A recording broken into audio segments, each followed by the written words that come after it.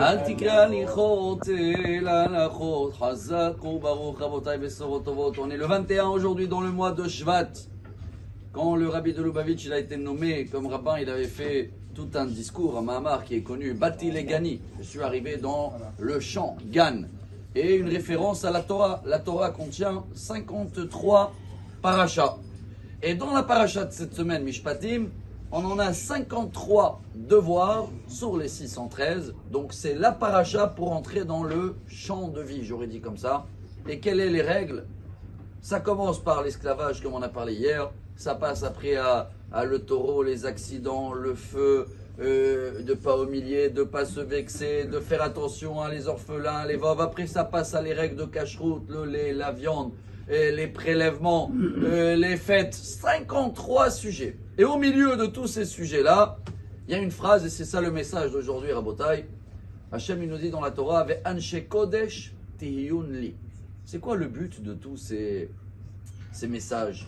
De tous ces, j'aurais dit comme ça, si la vie, c'est une route, vous savez, des fois, c'est compliqué. Tu as plein des bumpers, ils appellent en Israël, ou des feux rouges, ou des choses. Et tu t'arrêtes. Des fois, tu ne comprends pas pourquoi tu t'arrêtes. Mais le jour où les feux, ils sont en panne, et tu vois tous les bouchons qu'il y a, et tous les klaxons de partout, ah, il y a de l'ordre. Akadosh Baruch Hu, il nous met de l'ordre dans la vie, que toute la Torah, il y a un midrash comme ça qui dit, Dieu, il nous dit, vous croyez que les mitzvot et tout, c'est pour nous embêter? Ou pour juste dire parce que Dieu, c'est le patron, alors il faut faire ça et ça et ça? Pas du tout. C'est pour améliorer, comme ça, il dit le prophète Yirmiyahu, le cœur à nous, quand on est né, il est tordu à tous. Il n'y a pas un enfant qui est né patient. Ça n'existe pas. Il n'y a pas un enfant qui est né et il est jamais jaloux de ses frères ou de ses amis. Ça n'existe pas. Donc quand on est né, on est impatient, on est des jaloux, on convoite, on s'énerve. Et s'il n'y a pas la Torah, eh ben on risque de garder tous ces traits de caractère jusqu'à 120 ans. La Torah, elle vient pour nous rendre des gens kadosh. C'est quoi kadosh? Regardez bien. On a des règles dans tout. Tout ce qui rentre dans la bouche, tu peux tout manger? Pratiquement oui, mais il y a une liste à suivre. Dans le Talmud, il te dit, même ce qui n'est pas kasher, il y a toujours le même goût dans le kasher.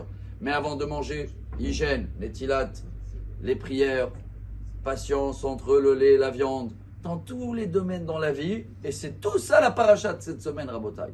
C'est pas pour rien, elle s'appelle Mishpatim. Et si on veut rentrer dans le paradis, comme on l'appelle en hébreu, le Gan Aeden. Voilà, le Gan, c'est les 53 parachiotes de la Torah. Et le Gan, c'est les 53 sujets dans la paracha de cette semaine. Et au milieu de tous les sujets, c'est combien au milieu? C'est quel chiffre? Le milieu de 53? 26. Tu as 26 des deux côtés.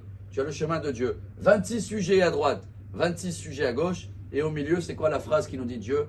Anshe Kodesh. Tout le but de tous ces soi-disant avertissements ou des règles ou des lois, c'est pour la circulation dans le chemin de notre vie. Ça roule bien. Alors venez, on apprécie ça. Venez, on fait des devoirs.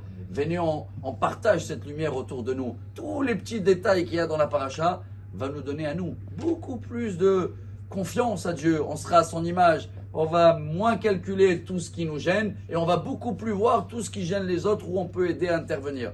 Si on arrive à faire ça, Rabotai, eh ben on est dans le Gan Eden, ici, sur terre. Bonne santé, excellente journée.